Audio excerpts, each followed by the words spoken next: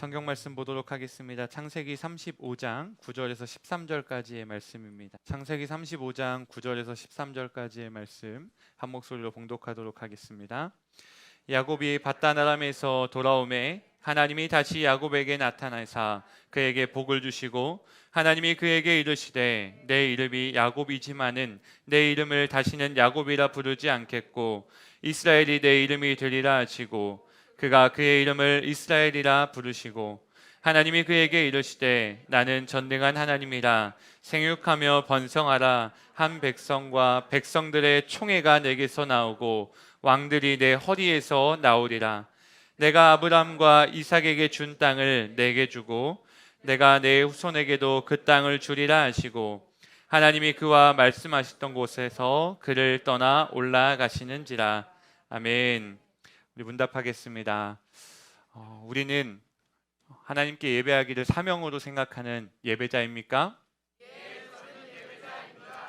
여러분들은 복음을 전하는 것을 두려워하지 않고 복음을 전하는 것을 사명으로 삼는 전도자이십니까? 네, 저는 전도자입니다.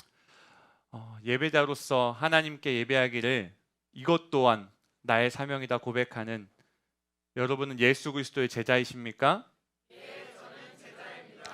우리 성경책 가슴에 손을 품고 우리 같이 기도하겠습니다. 이것은 내 성경입니다. 성경은 내가 누구인지, 내가 무엇을 가졌는지, 무엇을 할 수 있는지 알려주십니다. 오늘은 하나님의 말씀을 배웁니다. 이 시간에 담대히 선포합니다. 내 마음은 깨어있고 심장은 열렸으며 나는 변화될 것입니다. 예수님의 이름으로 기도합니다. 아멘. 할렐루야. 오늘도 이 자리에서 함께 예배해서 행복하고요. 또 온라인 유튜브로 함께하고 계신 분들도 계신데요. 댓글에 보니까 많이 없더라고요. 여러분 댓글을 열심히 써주셨으면 좋겠습니다. 나는 예배자입니다. 전도자입니다. 제자입니다. 고백으로서 함께 예배하고 있음을 또 많은 분들에게 독려해 주시고 또한 그 고백이 우리의 삶의 고백이 될 수 있도록 기도하시는 시간 되었으면 좋겠습니다. 오늘도 베델에 관한 이야기를 함께 나누려고 합니다. 지난번에 함께 나누었던 이야기가 베델에 관한 이야기였죠. 하나님의 집으로 올라가자라는 제목으로 베델에 관한 이야기, 또한 야곱에 관한 이야기를 나누었었는데요. 야곱의 돌고 도는 인생을 한번 함께 보았습니다. 형의 장자권을 빼앗았던 야곱, 장자의 축복을 받고 난 뒤에 형에게서 도망쳐서 삼촌 라반의 집으로 갔고요.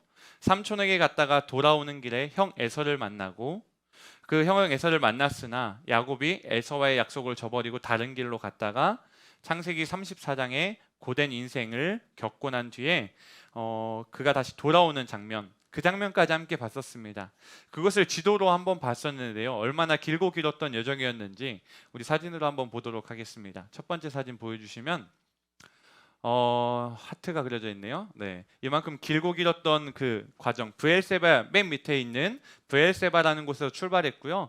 맨 위에 하란이라는 곳까지 갔었습니다. 그곳이 바로 삼촌이 있는 곳이었죠. 그리고 그곳에 가서 다시 보시면 다음 화면 보여주세요. 여기 오라고 써여 있는 베델, 잘 안 보이실까봐 제가 친절하게 한번 써보았습니다. 베델이라는 곳이 있는데 거의 갔다가 다시 돌아온 곳입니다. 한 90%는 갔다가 다시 돌아왔죠. 그곳이 베델이었습니다. 이곳으로 가야 하는데 그는 세겜으로 갔죠. 세겜이 잘 안 보이실까봐 또 다른 사진을 하나 준비했습니다. 여기서도 잘 안 보이실까요? 세겜과 베델이 가운데에 있거든요. 2번이라는 숫자 써 있는 게 베델이고요. 그 위에 조그마한 점이 세겜이라는 곳입니다. 근데 그가 왜 세겜으로 갔을까요? 그는 저기 빨간색 실선으로 되어 있는 3번이라고 되어 있는 곳으로 원래 갔었어야 됐어요. 형하고 저기서 만나기로 했었는데 에돔이라는 곳, 세일산이라고 하는 세일 땅 에돔 뭐 이렇게 부르거든요. 그곳으로 갔었어야 됐는데 그가 세겜으로 오히려 역주행했죠. 오히려 올라가 버렸어요.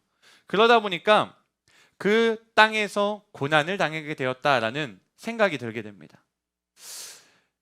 이제 저를 보여주시고요. 창세기 34장에 야곱의 가정 가운데 찾아온 입에 담기도 어려웠던 사건들이 있었습니다. 끔찍한 사건이죠.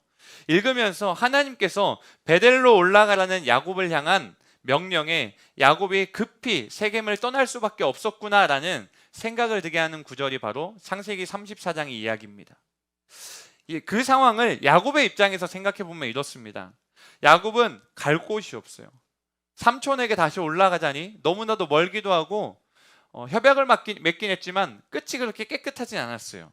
그리고 에서 또한 형은 자기가 훔친 게 너무 많았어. 형한테 다시 가기가 너무 두려운 거죠. 가기가 싫은 거예요. 그리고 큰 돈 주고 땅을 사서 정착한 이 세겜이라는 땅은 어떻습니까? 세겜이라는 땅은 그 세겜에 있는 사람들을 너무 많이 죽여버려가지고 복수를 받을 위기에 빠져 있는 거예요. 갈 곳이 없는 상황이 돼버린 거예요. 사면초가의 상황. 근데요, 그때 하나님께서는 그 상황 가운데 야곱에게 나타나셔서 새로운 발걸음의 기회를 허락하십니다. 이곳으로 가라라고 말씀하여 주시는 거예요. 그것이 바로 창세기 35장 1절의 명령입니다. 우리 한번 같이 읽어보도록 하겠습니다. 시작. 하나님이 야곱에게 이르시되 일어나 베델로 올라가서 거기 거주하며 내가 내 형 에서의 낯을 피하여 도망가던 때에 내게 나타났던 하나님께 거기서 제단을 쌓으라. 아멘. 하나님께서 야곱에게 나타나셔서 말씀하신 거예요. 일어나서 베델로 올라가라. 거기 거주해라. 잠깐 갔다 오는 거 말고 거주해라. 내가 내 형 에서의 낯을 피하여 도망하던 때 그때에 너에게 나타났던 하나님께 거기서 제단을 쌓아라. 너무나도 분명하게 말씀하시는 거죠. 가라, 돌아가라 이런 어물쩡 표현이 아니에요. 정확한 지명과 그곳을 알려주시고 그곳에서 거주하라고까지 말씀하여 주시면서 갈 곳을 새로운 발걸음을 한 걸음 한 걸음 다시 인도하여 주시는 거죠. 사실 이 하나님의 말씀은요, 인도함이지만 책망의 말씀입니다. 형 에서의 낯을 피하던 도망하던 때 물론 야곱이 거짓으로 아버지의 축복을 가로챘고 그고 난 이후에 형의 경로를 두려워해서 피해서 도망갔죠. 근데 그때를 가리키고 있어요. 그때 내가 너 만나줬잖아. 그때 그곳에서 만났잖아. 그곳에 이제 거주하기로 했잖아. 돌아오기로 약속했잖아. 다시 올라가라. 베델로 올라가라 라고 말씀하고 있는 것입니다. 그렇게 집으로부터 도망친 첫날 밤에 하나님께서는 꿈 가운데 나타나 주셨죠. 그리고 그 가운데 나타나셔서 어디로 가든지 지켜주고 마침내 이곳으로 다시 돌아오게 하겠다라고 약속하여 주십니다. 창세기 28장 16절에 17절에 야곱은 이렇게 고백했습니다. 한번 읽어보도록 하겠습니다. 시작. 여호와께서 과연 여기 계시거늘 내가 알지 못하였도다. 이에 두려워하여 이르되 두렵도다 이곳이여 이것은 다름 아닌 하나님의 집이요 이는 하늘의 문이로다 하고. 아멘. 이곳에 계신 하나님을 두려움으로 영접해요. 경외하기 시작하죠. 두려워하여 이르되 두렵도다. 두려워하여 이르되 두렵도다라고 말하고 있어요. 이곳이 두렵다는 거예요. 왜? 하나님이 계시는 곳, 하나님의 집이니까. 이곳은 다름 아닌 하나님의 집이요 이는 하늘의 문이로다라고 고백하고 있어요. 그리고 나서 아침 일찍 일어나서 베개로 삼았던 돌들로요 기둥으로 세우고 그 위에 기름을 붓고 그곳 이름을 하나님의 집이라는 의미로 베델이라고 지었습니다. 그리고 그때 그는 다음과 같이 서원합니다. 창세기 28장 20절부터 22절까지의 말씀을 같이 읽어보겠습니다. 시작. 야곱이 서원하여 이르되 하나님이 나와 함께 계셔서 내가 가는 이 길에서 나를 지키시고 먹을 떡과 입을 옷을 주시어 내가 평안히 아버지 집으로 돌아오게 하시오면 여호와께서 나의 하나님이 되실 것이요 내가 기둥으로 세운 이 돌이 하나님의 집이 될 것이요 하나님께서 내게 주신 모든 것에서 10분의 1을 내가 반드시 하나님께 드리겠나이다 하였더라. 아멘. 아멘. 이 서원을 지난번에 나눌 때도 이렇게 말씀드렸었는데요. 야곱이 자기가 뭔가를 할 수 있다는 착각이 많아요. 내가 하겠습니다. 나를 지키시면 내가 이렇게 해드리겠습니다. 오해를 가지고 있어요. 근데 하나님은 묵묵히 들어주시고 하나님께서 그 길을 인도하여 주시기 시작합니다. 그렇게 해서 창세기 28장부터 35장까지의 스토리가 진행되는데요.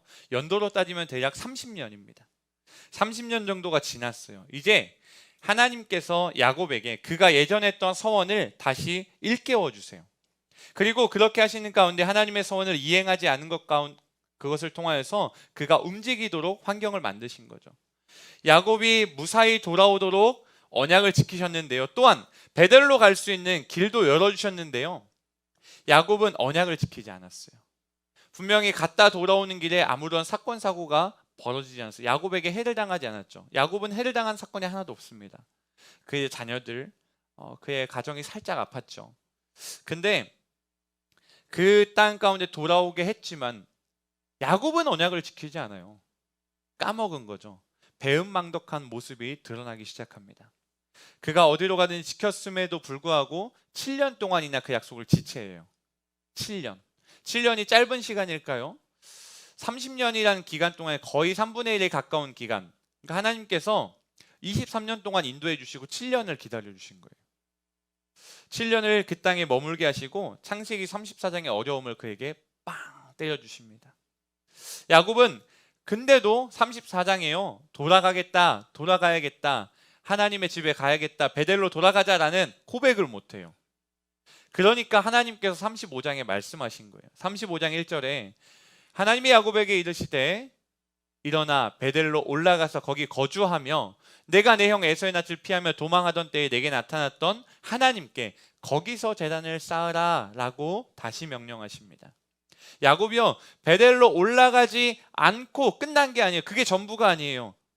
그보다 더 나쁜 상황이 있었어요. 어떤 것이냐? 그의 가정이 우상으로 오염되어 있었죠. 라헬이 자신의 아버지이자 야곱의 삼촌이자 야곱의 장인어른 라반, 그 라반에게서 훔쳐온 드라빔이 있었어요. 그 드라빔이요, 그 가정 가운데 올무가 되더라고요. 라반이 뒤쫓아왔을 때 야곱은 그러한 신들에 대해서 알지 못했어요. 그런데 나중에 그는 그러한 신들에 대해서 분명히 알고 있었음을 성경에서 드러납니다. 하나님께서는 그에게 나타나 말씀하시기 전까지 그는 아버지의 권위로, 가장의 권위로 그것을 쫓아냈어야 되는데 그렇게 하지 못했다는 거죠. 계속 가지고 있는 것을 묵인해 줬다는 거예요. 라반이 뒤쫓아왔을 때 야곱이 몰랐다라는 것이 성경에 기록되어 있는데요. 그런 모습을 볼 때 드라빔이라는 존재에 대해서 하나님께서는 과연 먼저 말씀하셨을까요? 하나님은 성경에 드라빔에 대해서 먼저 말씀하시지 않더라고요. 하나님의 베델로 돌아오는 말씀을 들었을 때 야곱이 아차 싶으면서 자기 스스로 떠올리는 양심의 가책을 느끼게 돼요. 이방신들을 버리도록 가족들에게 명령하는 구절이 나오죠. 35장 2절입니다. 함께 읽어보도록 하겠습니다. 시작. 야곱이 이에 자기 집안 사람과 자기와 함께한 모든 자에게 이르되 너희 중에 있는 이방 신상들을 버리고 자신을 정결하게 하고 너희들의 의복을 바꾸어 입으라. 아멘. 아멘. 하나님께서 야곱에게 양심의 가책을 딱 던져줬을 때 야곱은 반응합니다. 자기 집안 사람, 자기와 함께한 모든 자에게 말하죠. 너희 중에 있는 이방 신상들을 버리고 자신을 정결하게 하고 너희들의 의복을 바꿔 입어라 라고 명령합니다. 가정의 타락한 행습에 알고 있었음이 여기서 드러나는 거예요. 몰랐으면 이런 명령을 내릴 수 없죠. 알고 있었으니까 명령을 내리는 거예요. 오랫동안 묵인했다는 것이 드러나고 말았어요. 야곱은 세겜에서 있었던 딸이 수치를 당하는 것, 아들은 살인마가 되어버린 것, 그런 사건들을 이 문제에 제대로 처리하지 못했던 것 때문이라고 깨닫기 시작했어요. 그렇지 않고서야 성경의 시간이 이렇게 흘러갈 수는 없는 것이죠. 만약 야곱이 조금만 더 빨리 이동했더라면, 7년의 시간을 허비하지 않고 돌아갔더라면, 베델로 갔다면 이러한 사건은 그 가정 가운데 있지 않았을 거예요. 또한 이방 신상들로부터 정결함도 더 빨리 이루어졌겠죠. 더 묵상해 볼까요? 창세기 35장 2절은 죄가 얼마나 무섭게 퍼져나가고 있는지를 보여주는데요. 처음에 드라빔은 누가 감추었냐? 라헬이 감춘 사건의 이야기를 잠깐 보여드릴게요. 창세기 31장 30절, 34절, 35절 말씀을 라반이 쫓아왔을 때의 모습이에요. 라반이 도망가고 있는, 자기의 고향으로 돌아가고 있는 자에게, 야곱에게 와서, 그의 가정에게 와서 말하고 있어요. 30절부터 한번 읽어보겠습니다. 시작. 이제 내가 내 아버지 집을 사모하여 돌아가려는 것은 옳거니와 어찌 내 신을 도둑질하였느냐. 라헬이 그 드라빔을 가져 낙타 안장 아래에 넣고 그 위에 앉은지라. 라반이 그 장막에서 찾다가 찾아내지 못하매 라헬이 그의 아버지에게 이르되 마침 생리가 있어 일어나서 영접할 수 없사오니 내 주는 노하지 마소서 하니라. 라반이 그 드라빔을 두루 찾다가 찾아내지 못한지라. 아멘. 아멘. 잠깐 말씀 그대로 보여주세요. 말씀을 보면 어찌 내 신을 도둑질하였느냐라고 라반이 분명하게 이야기해요. 이것은 우상입니다. 신, 갓, 그들이 생각하는 신이 드라빔이었어요. 근데 34절에 그 드라빔을 가져서 숨겼다. 그러니까 아빠가 찾는 게 이것임을 알고 있었죠. 이것이 우상임을, 자기가 그것이 신임을 알고 있었다는 거예요. 이스라엘 백성들이 믿는 오직 한 분의 신은 하나님인데 드라빔이 야곱의 집안에 들어와 버렸고 우상이 들어와 버렸어요. 그녀 외에는 아무도 그것을 모르고 있었습니다. 처음에는요. 그런데 창세기 35장에 오면은 야곱이 알고 있었다라는 것을 그와 가족들과 그와 함께한 모든 사람들에게 그들 중에 있는 우상들을, 이방 신상들을 버리라라고 명령함으로 우리는 알게 돼요. 야곱이 묵인했구나.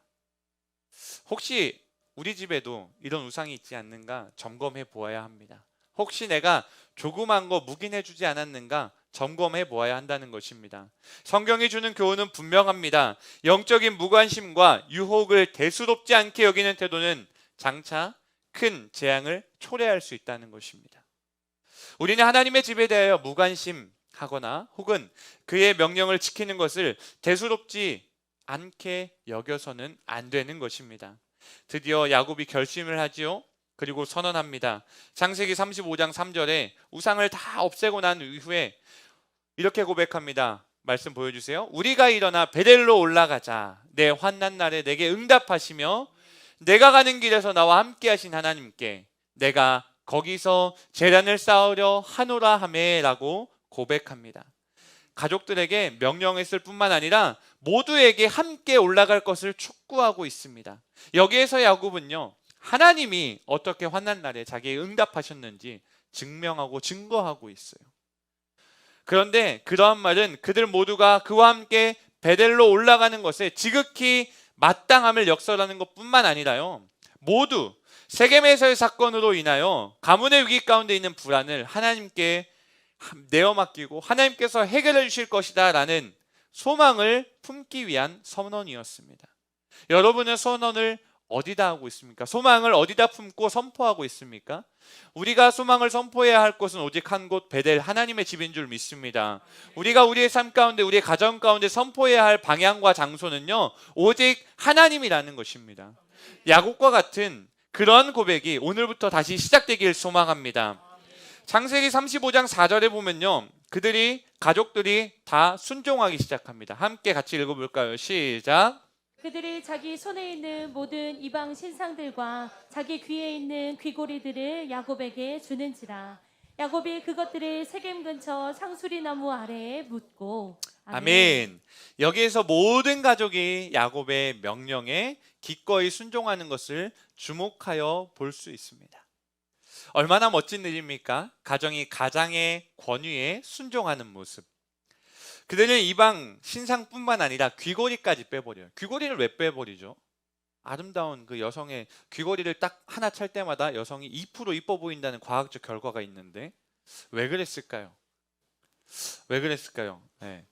저는 그래서 사역 초기에 좀 어리석은 신앙으로 귀걸이를 하면 안 된다, 우상이다. 그래서 중고등부 친구들에게 귀걸이를 하고 오면 다 빼게 했어요. 찬양단 싱어들이 귀걸이를 하고 왔다. 너 오늘 못해. 너 오늘 싱어할 수 없어. 이런 모습도 저에게 있었습니다. 왜 그랬냐면요, 출애굽기 32장 2절에서 4절의 모습을요, 우상 숭배에 사용되었던 귀걸이의 모습이 나옵니다. 말씀 한번 보여주세요. 같이 읽어보겠습니다. 2절부터 4절 먼저 읽어볼게요. 시작. 아론이 그들에게 이르되 너희의 아내와 자녀의 귀에서 금고리를 빼어 내게로 가져오라.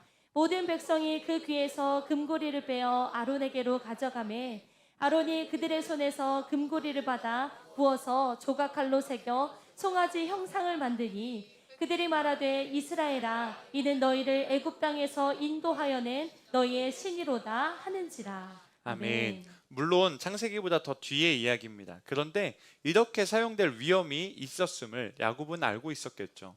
그리고 호세아서 2장 13절은 더 무섭게 이야기했는데 같이 읽어볼까요? 시작. 그가 귀고리와 폐물로 장식하고 그가 사랑하는 자를 따라가서 나를 잊어버리고 향을 살라 바알들을 섬긴 시일대로 내가 그에게 벌을 주리라. 여호와의 말씀이니라. 아멘. 이 말씀 때문이었어요. 귀걸이와 폐물로 장식하고 그가 사랑하는 자를 따라가서 나를 잊어버리고 향을 살라 바알들을 섬긴 시일대로 내가 그에게 벌을 주리라. 여호와의 말씀이니라. 이 말씀 아이들에게 딱 얘기하니까 무서워서 안 하긴 했었어요. 또 그런 재미있는 일화가 있었는데요. 어쨌든 귀걸이가 안 좋게 또 하나님이 원하시지 않는 방향으로 쓰임 받을 수 있었기 때문에 그것을 없애려고 노력했다는 것이죠. 이 말이 딱 맞는 표현인 것 같아요. 악한 것은 그 모양, 어떠한 모양까지도 버려야 된다. 다른 용도로 사용하고자 한다면 얼마나 많이 사용될 수 있을까요? 찬양단 아이들에게 제가 그렇게 강요했던 이유는 그들에게는 권면이 아니고 강요였어요. 왜 그렇게 했냐면 네가 너 잘 보이려고 그렇게 꾸미고 오는 거 아니지 않냐. 예배 시간에 너 못 보고 하나님 보게 해라. 귀걸이 때문에 반짝거려서 십자가 보던 눈이 남자애들이 쏙 돌아가면 어떡하냐. 큰일 난다. 십자가를 봐야 되는 그 시간에 갑자기 반짝거려가지고 널 쳐다보는 순간 아이들의 집중이 흐트러진다. 네가 그렇게 이쁘진 않지만 이뻐 보이게 할 위험이 있다. 분명하게 각인시켜서 이쁘진 않지만 무대라는 게 위험한 곳이에요. 무대에 세워놓으면 이뻐 보이거든요. 여러분 중고등부 시절에 수련회 가면 느끼지 않아요? 무대에서 저 멀리서 저 때 당시의 우상은 당신은 사랑받기 위해 태어나 막 이렇게 하면서 손 뻗어주는 그 자매들이 그랬었습니다. 제 사모님 보고 있을 텐데 실수했습니다. 적힌 대로만 해야 돼 설교는. 네, 자 해보겠습니다. 다시 야곱의 가족들은요 그것의 명령에 기꺼이 순종했어요. 잠 다 깨셨죠? 그의 명령에 순종한 것은 하나님께서 그들의 마음을 계속 터치하고 계심을, 우리의 마음을 두드리고 계심을 증거하는 모습이에요. 하나님께서 어떻게 터치하고 계셨는가, 그 모든 환경 가운데 어떻게 컨트롤하고 계셨는가 볼 수 있어요. 베델로 올라가라는 하나님의 말씀, 그것에 이제 순종할 수 있는 환경을 만들어 주시죠. 그의 가족의 순종 다 귀걸이 다 꺼내잖아요. 드라민도 꺼내고, 그리고 떠나가는 야곱의 가족들을요 그 누구도 공격하지 못합니다. 그 상황을 보게 하세요. 그래서 하나님께서 이 모든 환경을 열어주셔서 세겜 떠나서 베델이라는 곳을 인도하고 계시는구나라는 것을 성경의 스토리로 우리에게 말씀하고 계시는 거예요. 실제로 세겜 사람들이 얼마나 분노에 빠져 있었을까요? 자기의 가족들을 얼마나 많이 죽였어요. 뭐 다 죽였다, 진멸했다라는 표현도 나왔다고 전 느껴지거든요. 근데 그 모습을 볼 때에 그곳 땅 가운데 사람들이, 관계되어 있던 사람들이 한 명도 없었을까요? 분명히 있었을 거라고요. 근데 아무도 야곱의 가족들에게 보복을 할 수 없었어요. 하나님께서 그들의 마음속에 두려움을 허락하셨기 때문이죠. 그 모든 환경 가운데 영원히 살아계시며 어제나 오늘이나 영원토록 동일하시게 역사하시는 하나님을 보게 하시죠. 창세기 35장 5절 말씀입니다. 같이 읽어보도록 하겠습니다. 시작. 하나님이 그 사면 고울들로 크게 두려워하게 하셨으므로 야곱의 아들들을 추격하는 자가 없었더라. 아멘. 아멘. 야곱이 가는 길을 보호하시는 하나님의 일하심이 언약을 그대로 지키고 있는, 하나님께서 보호하시겠다는 그 언약을 그대로 지키고 계심을 우리에게 알려주세요. 창세기 35장 6절에서 7절 말씀 한번 같이 볼까요? 읽겠습니다. 시작.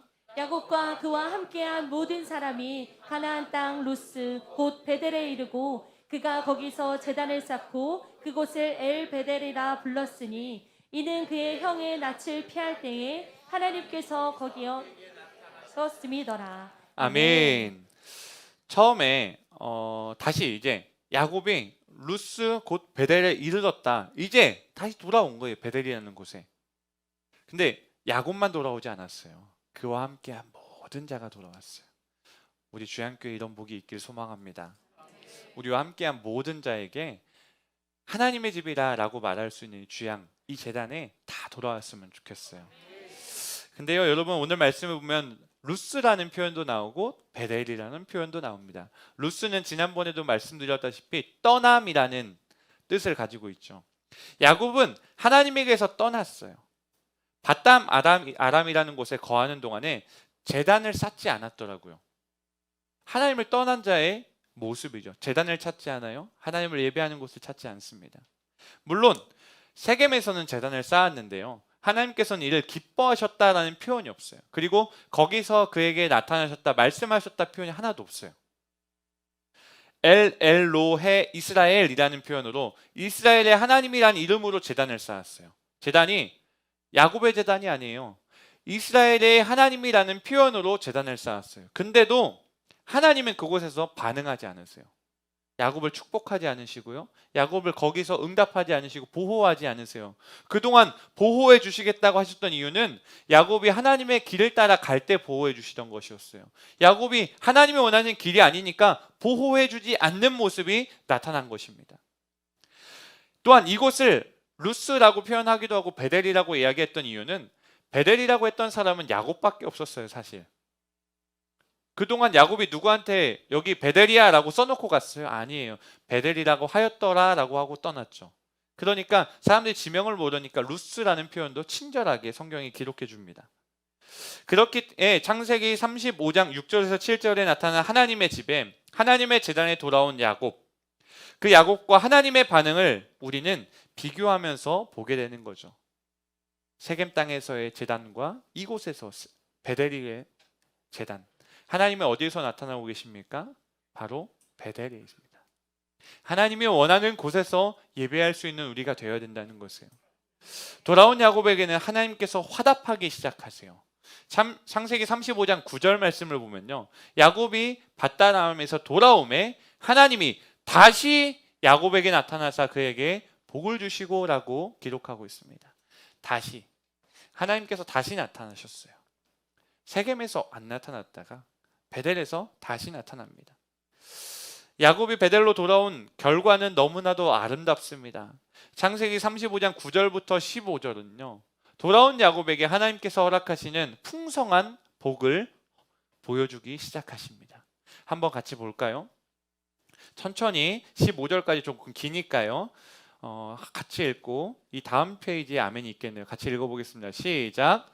야곱이 밧다람에서 돌아오매 하나님이 다시 야곱에게 나타나사 그에게 복을 주시고 하나님이 그에게 이르시되 내 이름이 야곱이지만은 내 이름을 다시는 야곱이라 부르지 않겠고 이스라엘이 내 이름이 되리라 하시고 그가 그의 이름을 이스라엘이라 부르시고 하나님이 그에게 이르시되 나는 전능한 하나님이라 생육하며 번성하라 한 백성과 백성들의 총회가 내게서 나오고 왕들이 내 허리에서 나오리라.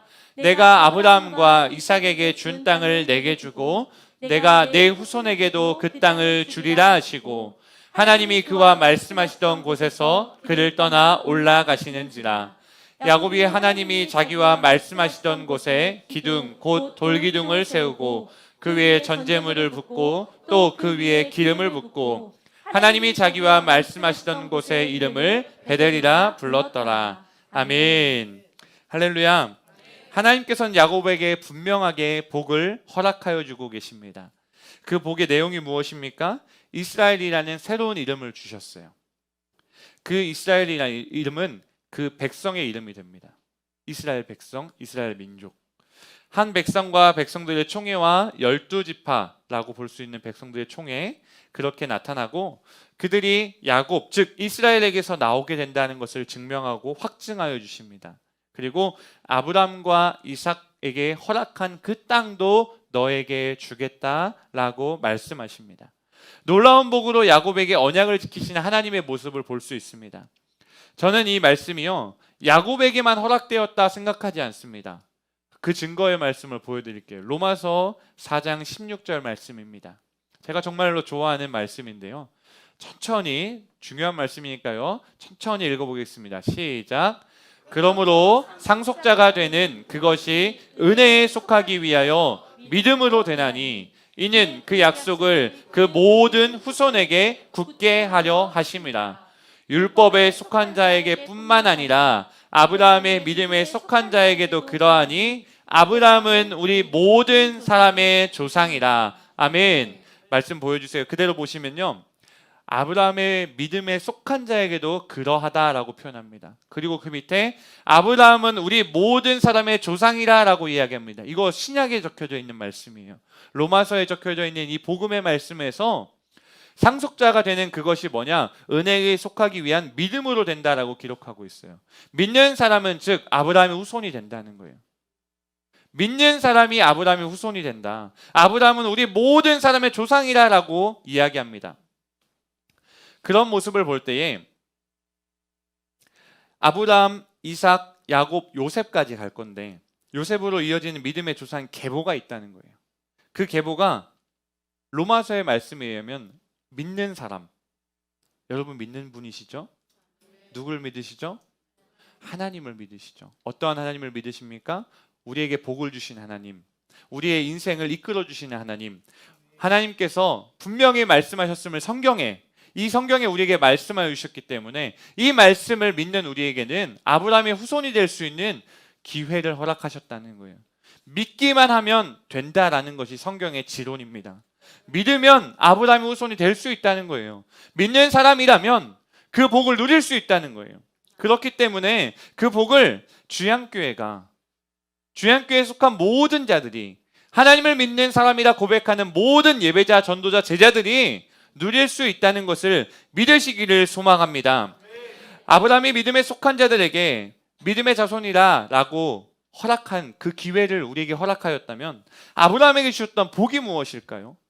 하나님께서 아브라함에 허락하셨던 복이라는 게 있어요. 창세기 17장 5절에서 9절까지의 말씀입니다. 함께 읽어보도록 하겠습니다. 시작. 이제 후로는 내 이름을 아브람이라 하지 아니하고 아브라함이라 하리니 이제 내가 너희를 여러 민족의 아버지가 되게 함이니라. 내가 너로 심히 번성하게 하리니 내가 내게서 민족들이 나게 하며 왕들이 내게로부터 나오리라.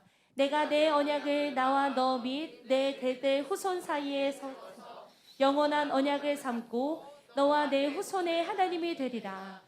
내가 너와 내 후손에게 내가 거류하는 이 땅 곧 가나안 온 땅을 주어 영원한 기업이 되게 하고 나는 그들의 하나님이 되리라. 하나님이 또 아브라함에게 이르시되 그런즉 너는 내 언약을 지키고 내 후손도 대대로 지키라. 아멘. 말씀 그대로 보여주세요. 말씀 보시면 야곱에게 주셨던 언약과 다르지 않음을, 크게 벗어나지 않는 것을 우리는 알게 돼요. 이 같은 아브람과 야곱이 하나님의 복으로부터 살아가게 되었던 비결이 있어요. 이 말씀에 보면 그대로 야곱에게 주어졌는데 먼저 복이 어떤 것이었나 한번 볼까요? 심히 번성하게 한다. 여러 민족의 아버지가 되게 한다. 내게서 민족들이 난다. 왕들이 내게로부터 나온다. 내게 내 언약을 나와 너 및 내 대대 후손 사이에 세워서 영원한 언약을 삼고 너와 내 후손의 하나님이 되리라. 이게 야곱까지 이어지는 거죠. 후손이라는 게.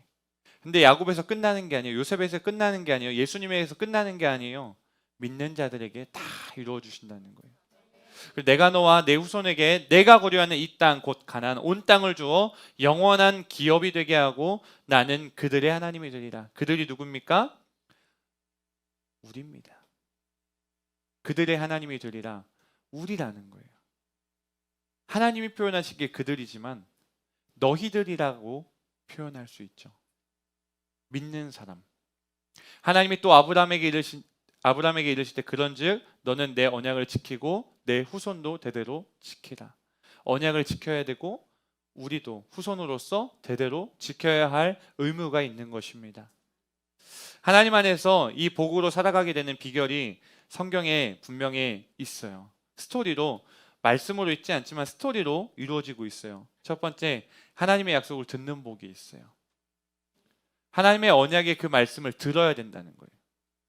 들어야 그 복을 누리게 되고 또 그 약속을 따르는 복이 있습니다. 듣기만 해서 끝나는 것이 아니에요. 듣기만 하고 행함이 없는 믿음에 빠지지 않도록 주의하라라는 말씀이 있지 않습니까? 듣기만 하는 거 아니에요. 나 자신에게 거짓말하는 게 행할 수 있는 믿음이 있어야 돼요. 약속을 따를 수 있는 믿음. 그리고 그것도 복이라라고 표현하고 싶어요. 또 그리고 하나님께서 혹시나 떨어져 있는 우리에게 다시 부르실 때에 순종하는 것도 복입니다. 하나님께서 분명히 우리를 가만히 내버려 두지 않으세요. 그와 같이 내버려 두지 않으시고 불러주시는데, 그 불러주실 때 우리가 어떠한 자세를 가지고 있느냐? 순종하느냐, 그 콜링에 순종하느냐 중요하다는 거예요. 함께 예배하는 모든 사랑하는 주양교회 성도 여러분, 저는 가족이라고 이야기하는 걸 좋아합니다. 주양교회 가족 여러분, 하나님께서 주양교회를요 중리동으로 이전하실 때 이 말씀을 사실 허락하셨어요. 다임 목사님께서 창세기 17장에 이 말씀이 우리 주양교회에 주셨다, 이전할 때에 이 마음을 주셨다라는 것을 들은 적이 있습니다. 어떠한 말씀입니까? 내가 너를 심히 번성하게 하리니, 할렐루야. 내가 내게서 민족들이 나게 하며, 할렐루야. 왕들이 내게서부터 나오리라, 할렐루야. 하나님께서 이 언약을 주양교회에 주셨습니다. 우리가 잊고 있었죠. 제가 기억하기에 저 말씀 구절이 교회 어딘가에 있는데 어딘지 못 찾았어요. 오늘 뛰어다니다가 못 찾아서 포기했는데, 사진 찍어서 보여드리려고 했는데 주양교회 어딘가에 있는 걸로 기억합니다.